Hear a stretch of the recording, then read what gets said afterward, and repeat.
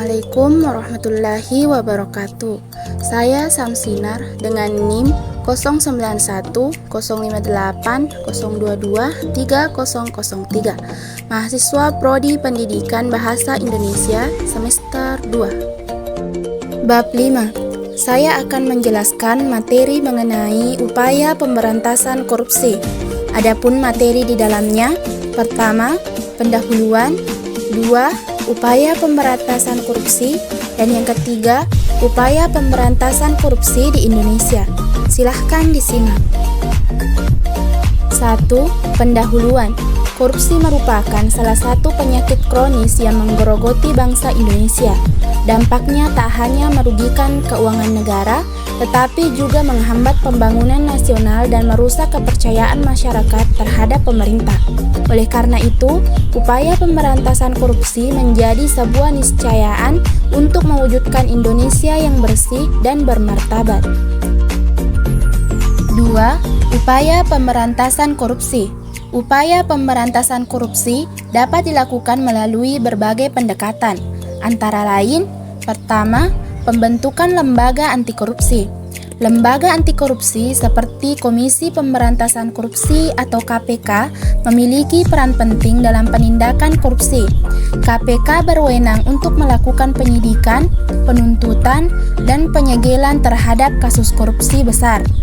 2. Pencegahan korupsi di sektor publik. Pencegahan korupsi di sektor publik dapat dilakukan dengan cara: pertama, meningkatkan transparansi dan akuntabilitas penyelenggaraan negara. Yang kedua, memperkuat sistem pengawasan internal dan eksternal. Yang ketiga, menyederhanakan prosedur dan regulasi. Dan yang keempat, membangun budaya anti korupsi di sektor publik. Yang ketiga, pencegahan sosial dan pemberdayaan masyarakat. Masyarakat memiliki peran penting dalam pencegahan korupsi. Pencegahan sosial dan pemberdayaan masyarakat dapat dilakukan dengan cara: pertama, meningkatkan edukasi dan sosialisasi tentang bahaya korupsi. Yang kedua, membangun budaya anti korupsi di masyarakat. Dan yang ketiga, memberikan ruang bagi partisipasi masyarakat dalam pencegahan korupsi. 4. Pengembangan dan pembuatan berbagai instrumen hukum yang mendukung pencegahan dan pemberantasan korupsi. Instrumen hukum yang kuat dan komprehensif diperlukan untuk mendukung upaya pemberantasan korupsi. Pengembangan dan pembuatan instrumen hukum dapat dilakukan dengan cara: pertama, merevisi dan menyempurnakan undang-undang anti korupsi. Yang kedua, membuat peraturan perundang-undangan baru yang terkait dengan pencegahan korupsi. Dan yang ketiga, meratifikasi konvensi internasional tentang anti korupsi. 5. Monitoring dan evaluasi. Monitoring dan evaluasi atau MONEV diperlukan untuk memastikan efektivitas upaya pemberantasan korupsi. MONEV dapat dilakukan dengan cara: pertama, melakukan evaluasi terhadap program dan kebijakan pencegahan dan pemberantasan korupsi. Yang kedua, memantau kemajuan pelaksanaan program dan kebijakan tersebut. Dan yang ketiga, melakukan audit terhadap kinerja lembaga anti korupsi. 6. Kerjasama internasional. Kerjasama internasional diperlukan untuk memerangi korupsi yang bersifat lintas negara. Kerjasama internasional dapat dilakukan dengan cara: pertama, berbagi informasi dan data tentang kasus korupsi.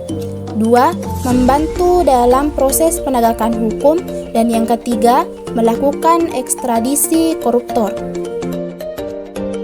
3. Upaya pemberantasan korupsi di Indonesia. Pemerintah Indonesia telah melakukan berbagai upaya untuk memberantas korupsi, antara lain: pertama, membentuk KPK dan memperkuat kewenangannya. Yang kedua, menerbitkan berbagai peraturan perundang-undangan tentang pencegahan dan pemberantasan korupsi. 3. Melakukan sosialisasi dan edukasi tentang bahaya korupsi. Dan yang keempat, meningkatkan kerjasama dengan berbagai pihak dalam upaya pemberantasan korupsi. Meskipun demikian, upaya pemberantasan korupsi di Indonesia masih menghadapi berbagai tantangan, antara lain: pertama, lemahnya penegakan hukum. Yang kedua, budaya korupsi yang masih mengakar kuat. Dan yang ketiga, kurangnya kesadaran masyarakat tentang bahaya korupsi.